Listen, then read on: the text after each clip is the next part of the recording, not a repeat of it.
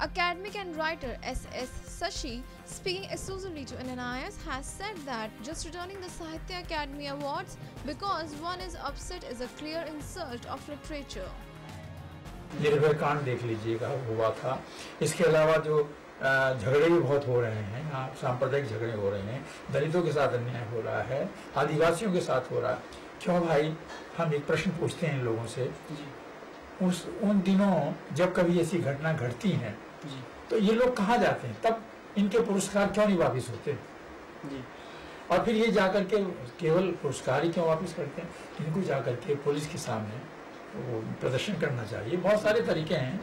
तो मैं समझता हूँ कि शायद ये सम्मान जो है साहित्यिक सम्मान है। ये साहित्यिक सम्मान को अगर आप लौटाते हैं, मेरा ऐसा मानना है, रोष प्रकट करने के तरीके बहुत सारे हैं, लेकिन आप ये लौटा करके ये दिखाना चाहते हैं कि मैं इस समय उपेक्षित हूँ, या मुझे कोई पूछ नहीं रहा है, या मेरी विचारधारा के लोग नहीं है इस समय, या मैं कुछ और स्थिति में कुछ और चाहता था, या मैं इसके बाद कुछ और मुझे मिलना चाहिए था, और उसके बाद केवल इस बिना पर अगर आप लौटा रहे हैं तो मैं समझता हूँ ये साहित्य का अपमान है।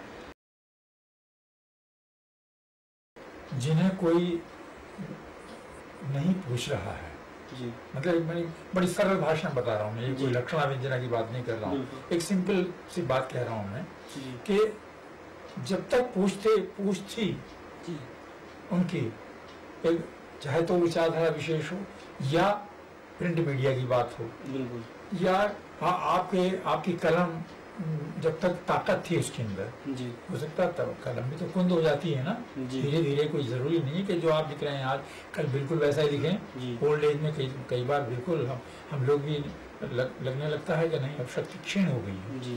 तो उन लोगों को जिन्हें कोई कहीं इस प्रकार का सम्मान या नहीं मिल रहा है, तो उनको अपने आप को लाइमलाइट में लाने के लिए, प्रचार प्रसार के लिए ही ये हो रहा है। आलोचना करना केवल स्वार्थ के लिए तो मैं समझता हूँ कि निरर्थक है। वो तो साहित्य के साथ न्याय नहीं करना है। तो जो समझदार व्यक्ति होगा, चाहे वो कोई भी किसी भी विचारधारा का होगा, वो कभी ये नहीं कहेगा कि भाई इसका तो तुम क्यों अपमान, सरस्वती है इसने क्या बुरा किया है, तुम उसका तो निरादर कर रहे हो। उस वक्त तो जोड़ तोड़ करके ले लिया, ये बता रहा हूँ मैं आपको। ऐसा ये लोग पूरी तरह सत्य नहीं बोलते हैं, क्योंकि कहीं ना कहीं हम लोग, उसमें मैं भी हो सकता हूँ, मैं ये नहीं कहता हूँ मैं नहीं हूँ, प्रयास हर व्यक्ति करता है कि मुझे भी कुछ सम्मान मिल जाए। अच्छा, मौन स्वीकृति लक्षण, मौन भी तो स्वीकृति का लक्षण होता है। कोई और आपका साथी काम कर रहा है, आप चुपचाप सुन रहे हैं या कर रहे हैं, तो इसका मतलब यह है कि आप स्वीकृति है आपकी। तो ऐसा तो है नहीं। और फिर पूछते हैं, ऐसा नहीं सर, जिस वक्त पद्मा अवार्ड वगैरह मिलते हैं ना, बाकायदा आपके घर इंक्वायरी होती है, ऐसा नहीं मिलता। बहुत से लोग कह देते हैं अजी मुझे क्या पता, मैं तो वहाँ था जी, गया हुआ था, अब मुझे पीछे से वो अनाउंस हो गया, मुझे बुला लिया। झूठ बोलते हैं, लोगों की आदत इस प्रकार की, मतलब हिपोक्रेसी बहुत है हमारे समाज में, बहुत हिपोक्रेट लोग हैं। This is what is this egoistic feelings, you know? A writer should not be so much egoistic. He should be very humble, polite, and the nation is first, the country is first, the society in which society you are living. If you want to, you have a lot of money, you go distribute to the poor people.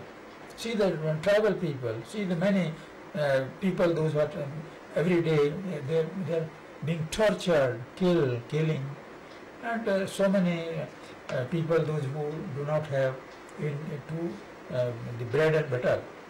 So they can give this money to them. Why they are returning to the Sahitya Academy or these people?